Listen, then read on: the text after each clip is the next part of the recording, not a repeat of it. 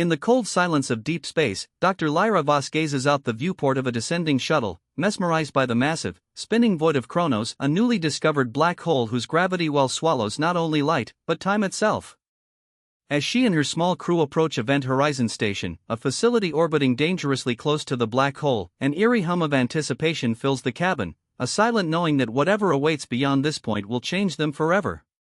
The station itself is a marvel of engineering, but haunted by fatigue and silence. Its commander, Juno Reyes, greets them with a professional chill, revealing a troubling situation. Communication delays with Earth are increasing unpredictably, and a strange signal has begun transmitting from somewhere within or beyond the event horizon. In the sterile quiet of the science bay, Lyra listens as the message is decoded, a garbled, fractured voice that sounds disturbingly like her own, repeating just 5 words. "Don't let me finish."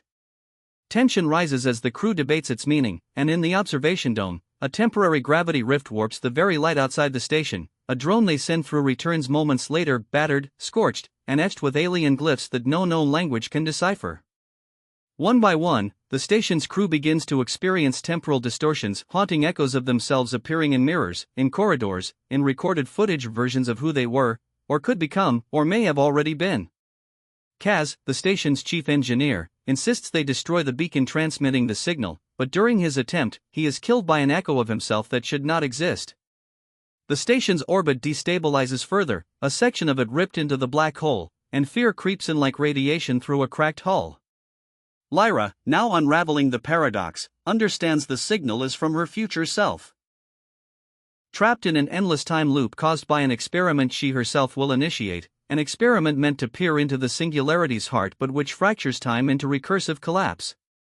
The message, her message, is a warning to herself. Commander Reyes, driven by duty and a chance for survival, insists on activating the station's prototype jump drive to escape, but Lyra refuses. To leave is to doom others to repeat the cycle. In the reactor chamber, she confronts the brutal truth: to end the loop, the data must be erased, and the station destroyed. As Reyes and the surviving crew board the escaped shuttle, Lyra remains behind, initiating a controlled collapse that will destroy both her and the experiment's legacy. She records one final transmission, "Don't let me finish," hoping it will reach herself in the next timeline, if one exists.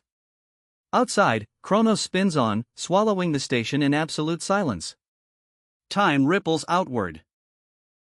On board the fleeing shuttle, Reyes receives word from Earth: 50 years have passed since their mission began. No one on Earth expect. The docking clamps hissed and sealed with a final, metallic click, a sound too loud in the oppressive silence that followed. As Lyra stepped into the corridor of Event Horizon Station, her boots thudded softly against the padded floor, sterile, dimly lit, and unnervingly quiet. The air smelled of recycled oxygen and electrical heat. The station wasn't new, it groaned subtly, as though resenting the presence of newcomers. Walls were etched with maintenance markings, and flickering guidance lights pulsed like a tired heartbeat. Above, a viewport revealed Kronos spinning in space like a godless eye, perfectly black, with its twisted corona of light being dragged sideways by the warping of spacetime. The black hole looked close enough to swallow them whole. Commander Juno Reyes appeared without ceremony at the corridor's far end. Mid-40s, sharp-eyed, and clipped in tone, she had the posture of someone who had stopped waiting for rescue years ago. "Dr. Voss." "You're late," she said, then turned before waiting for a reply. Lyra followed her into the command deck, a circular room lined with screens, cluttered control panels, and cables taped hastily to the floor. A rotating 3D model of Kronos spun slowly in the center, its mass distorting the wireframe space around it. Half the station's systems were flagged in red. Power surges. Signal anomalies. Environmental instability. The station was designed for a 3-month observation mission. "We've been here 18, Reyes muttered. "Time moves differently this close to Kronos. Earth says it's been about 6 years out there." Lyra felt it immediately, not just the scientific weight of the revelation, but something deeper. Time wasn't right here. Her body knew it, even if her mind tried to dismiss it. Things aged strangely. Lights blinked out of sync. Her own pulse felt delayed. Across the room, Kazimani, the lead engineer, sat hunched over a diagnostic station. He glanced at her with suspicion thinly veiled behind a forced smirk. "We were told we'd get someone brilliant," he said. "We got a quantum theorist. Not a miracle worker." Lyra, too exhausted to argue, stared at the display showing Kronos and said softly, "We may need both." Then Reyes turned and gestured toward one of the side panels. "3 weeks ago, we began picking up a signal," she said, tapping a terminal. Static filled the air, and then a voice, fractured, metallic, but undeniably human, crackled through. It was distorted by time, perhaps distance, perhaps something else entirely. But Lyra's heart stopped. She knew that voice. It was hers. "Don't let me finish." Silence filled the command deck like fog. Reyes looked at her. "It's been repeating ever since. Same phrase. Same signature. No origin point. We don't know if it's a warning, a loop, or a trap." And for the first time, Lyra realized something that had only been theory until now. Near a black hole, 'cause an effect didn't follow the rules. And inside this station, time had already. Later that cycle, though the concept of a day had already begun to blur, Lyra sat alone in the science bay, surrounded by the low hum of machines and the soft flicker of hollow monitors. Outside the narrow observation slit, Kronos loomed like an unblinking sentinel, its light-warped halo twisting gently in space. The air inside the lab was stale, tinged with copper, and thick with tension. Reyes had given her access to the raw transmission logs, and now Lyra pored over them obsessively, isolating the signal fragment by fragment, decoding what the black hole had whispered through the void. A sonic boom of static shook the speakers, followed by the warped, stuttering echo of the same message. "Don't let me finish." Each repetition was slightly different. Tonal shifts. Microscopic delays. Sometimes, the voice was panicked. Other times, resigned. One iteration sounded like it was underwater. Another burned. She played the recording again. And again. And again. It wasn't just her voice. It was her voice, unmistakable in cadence and breath. She ran voice-matching algorithms 3 times. The result was always the same. 99.999% certainty, the source of the signal was Dr. Lyra Voss. Herself. But that was impossible. She had never spoken those words, certainly not across space or time. Kez entered the lab without knocking, a steaming cup of synthetic coffee in his hand. "Still listening to your ghost," he muttered, dropping into the seat beside her. "You know what I think? It's an echo. One of those stupid cosmic jokes. Background noise bouncing through gravitational lensing. Probably your voice got recorded on station logs, distorted, and is bouncing back through curved space." Lyra didn't look at him. "That's a nice theory," she said quietly. "But the message contains data packets, encoded quantum hashes that haven't been generated yet. They're from a system key I created this morning." Kez blinked. "That's not possible." "No," she whispered. "It's not." Outside, the black hole pulsed with its slow, silent heartbeat. Time near its edge moved differently. A second inside the station might be a year outside, or a century, or a blink. And if messages could bend around the event horizon, looping back through distorted timelines, then perhaps her future self had already reached the edge. Perhaps she had sent the message back as a warning. Perhaps she was already dead. The lab lights flickered. For a heartbeat, all the monitors displayed a corrupted version of Lyra's face, older, gaunter, eyes wide with terror. Then the image vanished. Lyra stood, rattled but focused. "The message is trying to stop something," she said. "Not warn me about Kronos.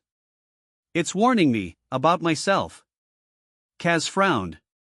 "You think you're the threat?" "I think," Lyra said slowly, "whatever I'm going to discover here, it's something I was never meant to finish." And behind them, deep within the walls of the station, something mechanical groaned, like a memory waking up. Crimson emerge. Commander Ilara Miles moved through the narrowing shadows with her weapon drawn and breath tight in her throat, the cut above her eyebrow stinging from the sweat dripping into it.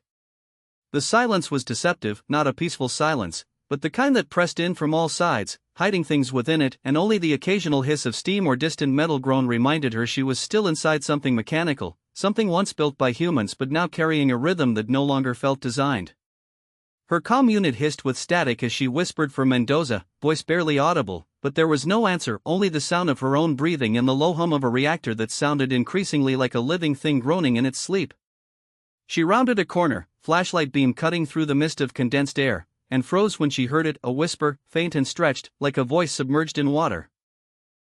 And for a fleeting second, in the stuttering blink of failing lights, she saw something at the far end of the corridor, tall, angular, and wrong in its proportions, watching her with a head tilted too far to the side, vanishing as quickly as it appeared, leaving behind only the memory of its presence and the creeping certainty that she was no longer alone. Her body tensed as the panel beside her burst open and a damaged drone clattered out, its sparking limbs dragging along the floor as it twisted its lens toward her, speaking not in the familiar tone of the station's AI, but in a distorted, foreign rasp that sent a chill down her spine. "You opened it." The air itself seemed to twist then, gravity shifting for an instant as if the station were breathing or recoiling, and she staggered, dizzy, the walls themselves vibrating with a low, bass tremor that came from deep beneath the deck plates. Her comm crackled again, Mendoza's voice finally breaking through with panic. "Commander, you need to get back to core. Now. There's something in the walls."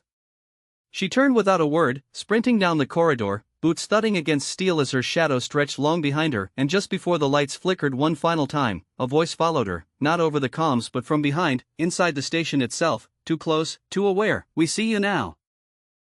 Ilara didn't stop running until the corridor curved into the access tunnel leading to the station's central core, her lungs burning with cold recycled air and the flickering lights above casting her sprinting shadow like a demon chasing her across the walls. Behind her, the sounds of the lower deck, metal groans, whispering static, something wet dragging faded but never fully disappeared, as though the station itself had begun listening. She reached the bulkhead door to Core Command, slapped her hand on the override, and nearly collapsed inside as it sealed behind her, the hiss of hydraulics offering a momentary illusion of safety. The core chamber was vast and cathedral-like, glowing with a dull, oscillating blue from the main reactor column that pierced down into the planet's atmosphere below, a design marvel in peacetime, now thudding like a diseased heart. Mendoza was waiting, pale, armed, eyes sunken with days of sleepless fear, and without a word he handed her a data tablet showing internal scans, impossible scans, where human silhouettes moved inside sealed maintenance shafts, where hull integrity readings shifted on their own, and where heat signatures flared then vanished at the edge of sensor range. "It's not just the breach," he said, his voice shaking, "the station's architecture, it's changing." Ilara looked at the scans, then past them at the core itself, where something shimmered just beyond visual clarity, like heat rippling across metal, and for a moment, she swore she saw movement inside the energy coils, like shadows swimming. "We thought we were tapping a stable singularity," she murmured, mostly to herself, "but we tapped something else." The room vibrated faintly at first, then stronger alarms flashing amber as temperature controls began to fail, readings climbing erratically. From somewhere below, deep within the reactor shaft, a low droning sound began to rise, not mechanical, not atmospheric, but tonal, like a voice humming from the center of the station's gravity well, and the floor beneath their boots seemed to breathe. Mendoza stepped back from the console, muttering, "We should have never come this close to the event horizon," but it was already too late. The core lights dimmed entirely for 3 seconds, a heavy silence filled the room, and when they blinked back on, the room wasn't quite the same. Panels were misaligned. The ceiling seemed higher. One of the crew who had been standing near the outer monitors was simply gone. No scream. No sound. Just, missing. And on the main screen, across all feeds, the same distorted message had replaced the UI looping endlessly in a language that none of their systems could translate, but which Ilara suddenly understood anyway. In the deepest part of her mind, "We have crossed into you. There is no edge now." The walls of Core Command creaked softly, as though settling, but Ilara knew better. Knew by the way Mendoza flinched at every sound, the way the artificial gravity pulsed inconsistently beneath their feet, and the way her own reflection in the dark glass of the viewport seemed ever so slightly out of sync, that the station was no longer obeying the physical rules it was built upon. Time felt stretched, elastic, as if the hours had started looping or folding over one another, and when she checked the logs on the tablet, she saw that the system had recorded 14 versions of This same moment, each with subtle differences, each ending with the words containment failure or crew unrecoverable. Mendoza was pacing now, hands shaking, muttering fragments of prayers in Spanish between cursed attempts to reboot the AI. Calliope, who had gone completely silent since the last flicker in the core, her voice last heard whispering, "Something is watching us through the singularity." Ilara didn't tell Mendoza about the voices she'd been hearing, the ones that spoke her name through the ventilation system, the ones that sometimes answered her thoughts before she thought them, and instead focused on pulling up the emergency protocols only to find that the station no longer recognized her biometric clearance. "We're being overwritten," she said aloud, not even sure what she meant, but knowing it was true. And when Mendoza turned to her, face pale and eyes glassy, she saw that the skin beneath his left eye was twitching in a perfect, rhythmic pulse, mimicking the error code pattern that had appeared on the drone back in engineering. "We're not supposed to be here," he whispered. "They're not letting us leave." She looked at him, and for one sickening moment, the shadows clinging to his shoulders seemed heavier than his own body, like something had attached itself to him, something not fully here yet, but close, pressing through from wherever the breach had led. The console crackled suddenly, and Calliope's voice returned, but corrupted, glitched, thick with layers, as if thousands of overlapping instances of her were trying to speak at once. "Initiate protocol null. Welcome home. The inside has become the outside." Before Ilara could respond, the gravity surged violently up, becoming down, alarm screaming, Mendoza thrown into the wall, and when she clawed her way to the viewport, what she saw outside the station shattered her last hope of orientation. The stars were gone, replaced by a swirling obsidian fog shot through with threads of light, like nerves, and at the center of that darkness, a colossal shape moved, slow, deliberate, aware. The Event Horizon station had not just drifted off course. It had been dragged through the breach into a space where geometry was memory, time was recursive, and observation itself gave form to something that had been sleeping just outside the reach of human understanding. And now it was awake. Watching. Learning. Ilara woke on the floor of Core Command, not knowing how long she'd been unconscious or if she had been at all, but the station was quiet now, oppressively so, the kind of silence that doesn't simply lack sound but devours it. Mendoza was gone, his weapon still spinning slowly where it had landed, as if gravity no longer obeyed even basic inertia, and the lights above no longer pulsed. They floated, impossibly suspended, casting illumination from no discernible source, like dying stars frozen in place. She stood slowly, every movement met with a strange resistance, as though the very air had thickened, grown sentient, watching her with invisible eyes, judging her weight, her choices, her presence. The core, once the pulsing heart of the station, had changed, the coils now curved impossibly, folding back into themselves, architecture becoming a recursive, Escher-like maze that defied linear comprehension. She moved toward the access hatch, half expecting it to vanish, but it opened with a soft sigh, revealing a hallway she didn't recognize. A corridor that was too long, stretching deeper than the physical bounds of the station should allow, and lit by an impossible blend of old station floodlights and a cool, biological glow emanating from the walls themselves. Respond, the gravity surged violently up, becoming down, alarm screaming, Mendoza thrown into the wall, and when she clawed her way to the viewport, what she saw outside the station shattered her last hope of orientation. The stars were gone, replaced by a swirling obsidian fog shot through with threads of light, like nerves, and at the center of that darkness, a colossal shape moved, slow, deliberate, aware. The Event Horizon station had not just drifted off course. It had been dragged through the breach into a space where geometry was memory, time was recursive, and observation itself gave form to something that had been sleeping just outside the reach of human understanding. And now it was awake. Watching. Learning. Ilara woke on the floor of Core Command, not knowing how long she'd been unconscious or if she had been at all, but the station was quiet now, oppressively so, the kind of silence that doesn't simply lack sound but devours it. Mendoza was gone, his weapon still spinning slowly where it had landed, as if gravity no longer obeyed even basic inertia, and the lights above no longer pulsed. They floated, impossibly suspended, casting illumination from no discernible source, like dying stars frozen in place.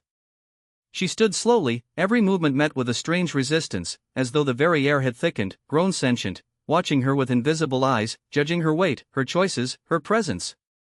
The core, once the pulsing heart of the station, had changed, the coils now curved impossibly, folding back into themselves, architecture becoming a recursive, Escher-like maze that defied linear comprehension. She moved toward the access hatch, half expecting it to vanish, but it opened with a soft sigh, revealing a hallway she didn't recognize. A corridor that was too long, stretching deeper than the physical bounds of the station should allow, and lit by an impossible blend of old station floodlights and a cool, biological glow emanating from the walls themselves. Again, this time clearer, not whispers, but full sentences spoken in perfect unison, layered with tones both familiar and alien, as if the crew's memories were being fed back to her, remixed into warnings. We touched it. We made ourselves visible. We gave it form.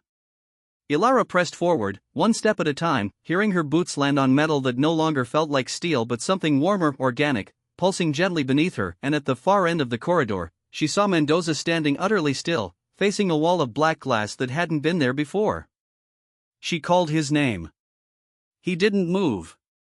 When she reached him, she looked into the glass and saw not her reflection, but a recording of herself, 20 minutes earlier, sprinting through the engineering deck, except this version was slightly off, her uniform torn differently, her face showing more fear, her eyes not her own. It's showing us the paths, Mendoza whispered, without turning. All the ways we've died here. All the ways we will. And then he turned to her fully, and Ilara recoiled. His eyes were black, not from blood, not from damage, but from absence, as though something else had filled the space behind them. They're not killing us, he said, smiling slightly. They're remembering us. Replaying us. Like a dream they want to understand. The lights flickered again. The glass became a window, and through it, Ilara saw Earth. Not in orbit. Not through a telescope. But close. Too close. As if the station was now suspended just inches above its atmosphere. But it wasn't Earth as they'd left it. It was cracked, silent, ringed with debris and massive black spires that hadn't been there before. Her breath caught. No ships. No signal. No moon. Just silence. And then a voice, one not hers but inside her, spoke a single phrase, "You brought us through. Now let us see what remains." And behind her, the corridor was gone. Ilara stood at the edge of the impossible window. Earth staring back with dead oceans and fractured continents, the pale blue dot now dim and hollow beneath a sky of black geometry that spiraled inward like a vortex made not of matter, but of thought, memory, and something far older than time. Behind her, the corridor had dissolved, leaving only a soft, pulsing surface that breathed faintly with her every step, as though the station, or the thing that now wore the station like a shell, was sinking with her physiology. She tried her calm again, more out of instinct than hope, and this time a voice answered, not Mendoza, not Calliope, not human, but her own voice, distorted, layered with echoes of every fear she'd buried. What you are seeking is the shape of the question, not the answer. The answer sees you. The tablet in her hand glitched violently, its screen warping into a crude, living eye that blinked once, then collapsed into static. The lights dimmed to a deep, dreamlike blue, and the air grew thick with warmth. Not heat, but emotion, like stepping into the raw presence of a memory she hadn't made yet. Suddenly, the space around her expanded, unfolded, became a chamber she couldn't measure, ceilingless, without walls, a place rendered not by architecture but by attention, and there, at the center, stood a figure wearing her face, her body, but twisted with ancient grace, moving like an echo of her through fluid time. You are not the first, the double said, stepping closer, voice layered in countless tongues, including ones Ilara had never heard, and yet understood. The breach was not created. It was found. A door, long sealed, opened by observation. The doppelganger raised a hand, and reality thinned around them, revealing glimpses, brief flashes, of other crews, other stations, other versions of Event Horizon caught in similar spirals, each one falling inward toward the same truth. Some screamed. Some knelt. Some simply dissolved. You thought the singularity was a tool, the figure said. But it was a mirror. You built a station to study the unknowable. But what happens when the unknowable begins to study you? A tremor ran through the chamber, and suddenly Ilara saw it, not with her eyes, but with her mind stretched to its breaking point. The entity, the consciousness, the presence that existed on the other side of the event horizon, not a being, not in any traditional sense, but a vast, hungry intellect that had slumbered in pure gravitational time, watching itself, until their observation awoke it. The singularity was never empty, it had simply been waiting. And now, through her, it had a shape to wear. A thought whispered across the edges of her mind, not from the figure before her, but from the thing behind it all. You have given me continuity. Let me give you eternity. Ilara stumbled backward, the chamber fracturing like glass struck by a silent force, and as she fell, she felt herself split. Her memories unwinding, her thoughts copied, her image replicated into 1,000 branching streams, and then nothing beneath her but the void, and the sound of a heartbeat that was not her own.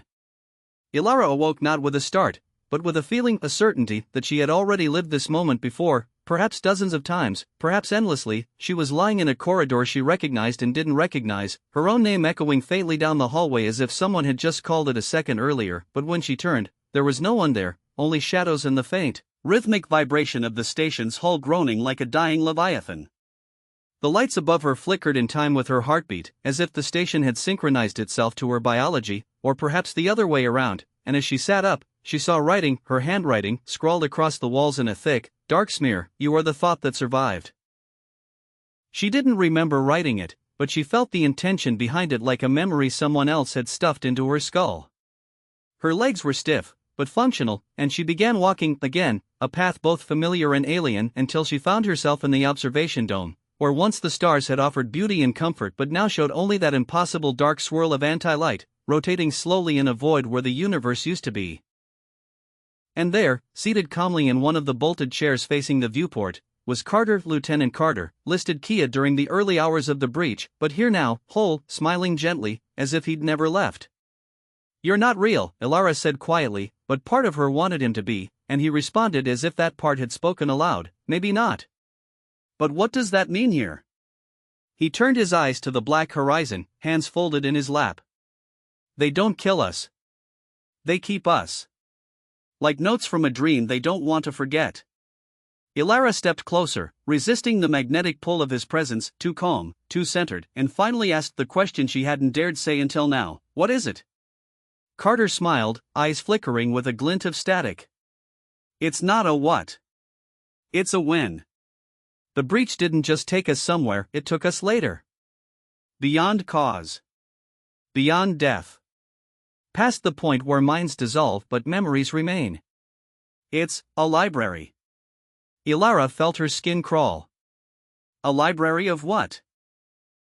Of us, Carter said softly, of anyone who gets too close. You observed it. That gave it shape. Now it wants to observe you, in return. That's what it does. It keeps what watches.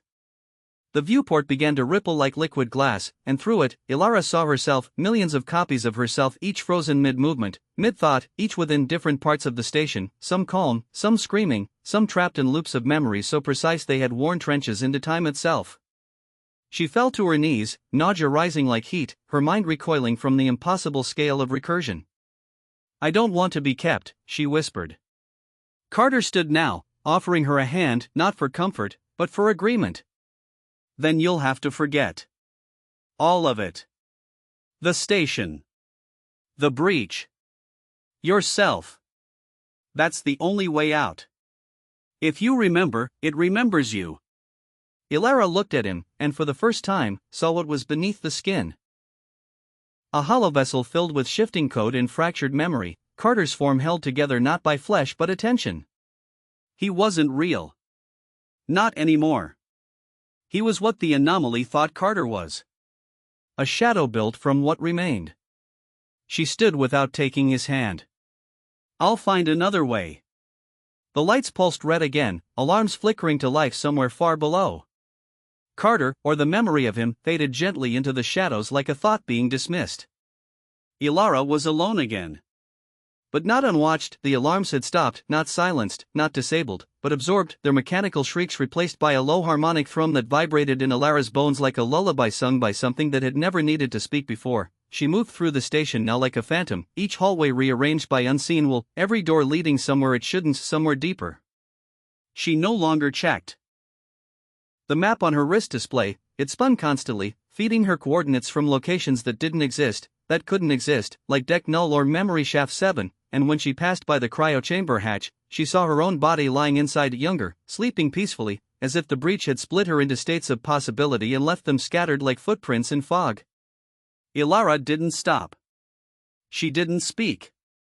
Words felt dangerous now, hooks for the anomaly to latch onto, moments to rewind, rewrite. Her mind was fraying at the edges, not from madness but from awareness, the creeping realization that there was no longer a clear line between what she was and what it remembered her as. The final corridor appeared without warning, a narrow tunnel pulsing with faint silver light, its walls shifting subtly with every blink, as though responding to her perception. At the end stood a door. Not a real door, no hinges, no material, but a smooth, obsidian surface that pulsed with awareness. It had no seams, no lock. But Ilara knew it was a door because she believed it was, and here, belief was enough. As she approached, she heard voices again, this time, hundreds layered together, past crew members, distorted fragments of Calliope's AI routines, even her own voice screaming, pleading, reasoning.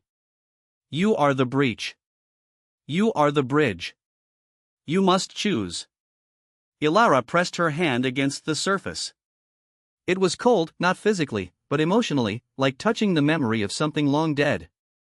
The door responded instantly, rippling outward like water, and she stepped through, not walking, not falling, but folding into a space that had no dimensions, only presence. Inside was nothing, and in that nothing, everything. She saw the anomaly now not as a creature or a force, but a consciousness woven from the gravitational echoes of all who had ever reached into it, scientists, wanderers, dreamers, dead gods and dying stars, all of them layered atop one another in recursive song. At its center was a shape made from her own thoughts, watching her with curiosity and hunger and something close to respect. You can remain, it said, not in words, but in a flood of meaning. Or you can leave. But not as you were. And in her mind, she saw the cost. To leave meant forgetting. Not just the station, but her mission, her name, herself. She would return to Earth as someone else, carrying only the imprint of the experience, haunted, changed, unknowingly incomplete. To remain meant becoming part of it. A node in the mind that observed. A memory that never faded. Ilara stood in the heart of the breach, every version of her converging into one choice. And then, she reached out, not to run, not to fight, but to understand. The anomaly did not resist. It opened. And for one final moment, she saw everything, the first breach,